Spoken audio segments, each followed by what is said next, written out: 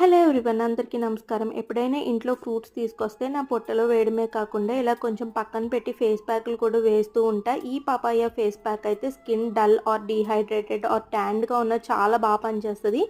దీనిలో అయితే కొంచెం papaya, orange juice or tomato juice, శనగపిండి అండ్ హనీ ఇవైతే పేస్ట్లా చేసేసి క్లీన్ ఫేస్ మీద ఇదైతే ఎప్పుడూ మర్చిపోద్దండి. ఏ ఫేస్ ప్యాక్ వేసుకున్నా క్లీన్ ఫేస్ మీదే వేసుకోండి. అప్పుడే మనకి యాక్నే అది డెవలప్ అవ్వకుండా ఉంటుంది.